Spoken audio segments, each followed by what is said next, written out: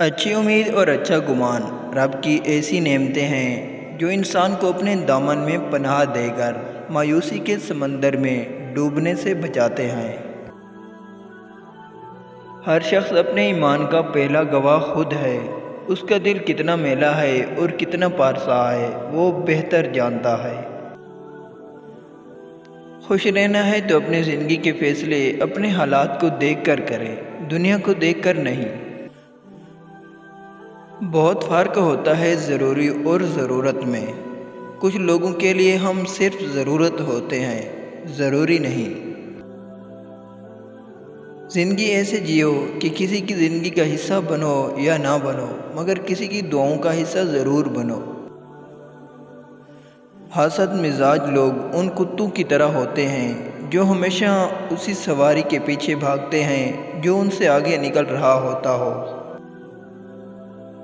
انسان کو ہمیشہ وہیں سے زندگی کا سب سے بڑا سبق ملتا ہے جہاں وہ پوری طرح مخلص ہوتا ہے۔ سنی سنی بات، دیکھی ہوئی بات اور خود پر بیتی ہوئی کیفیت برابر نہیں ہوتی۔ زندگی میں ہر کسی کو اہمیت دو، لیکن وہی رہو جو تم ہو، ورنہ لوگ تمہیں کھوکھلا کر دیں گے۔ دل بڑا رکھو، لیکن ان 7 لوگوں کے لیے کبھی نہیں۔ انہیں معاف کیا تو برباد ہو جاؤ گے۔ نمبر 1، ایسے لوگ جو بار بار دھوکہ دیں، ان کی باتوں پہ کبھی یقین نہ کریں۔ نمبر 2، ان لوگوں سے ہمیشہ دور ہی رہیں جو مشکل وقت میں چھوڑ جائیں۔ نمبر 3، ان کو کبھی معاف نہ کرنا جو آپ کی عزت کے دشمن ہوں، جو دوسروں کے سامنے آپ کا مذاق اڑانے کی کوشش کرے، جھوٹے الزامات لگائے۔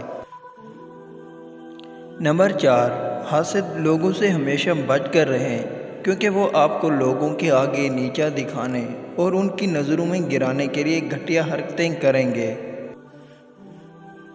نمبر 5، ان لوگوں کو کبھی معاف نہ کریں جو موقع پرست ہوں۔ ایسے لوگوں سے دور رہیں جو صرف اپنے فائدے کے لیے آپ کے قریب آتے ہیں۔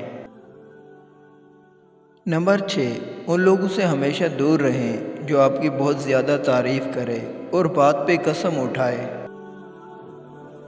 نمبر 7، اپنے دل کو بڑا رکھیں، اپنی پرسنالٹی بہتر بنائیں اور لوگوں سے میل جول کم رکھیں۔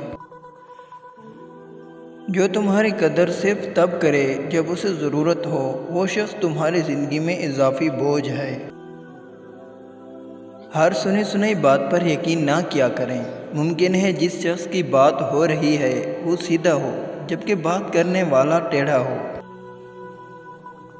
اپنا فائدہ سوچے بغیر سب کے ساتھ اچھا کرو، کیونکہ جو تقسیم کرتے ہیں ان کے ہاتھوں میں خوشبو ضرور رہ جاتی ہے۔ السلام علیکم پیارے ناظرین، اگر آپ کو ہماری ویڈیو اچھی لگی تو پلیز چینل کو ضرور سبسکرائب کریں تاکہ ہر نئی آنے والی ویڈیو کی نوٹیفیکیشن آپ تک پہنچ سکے۔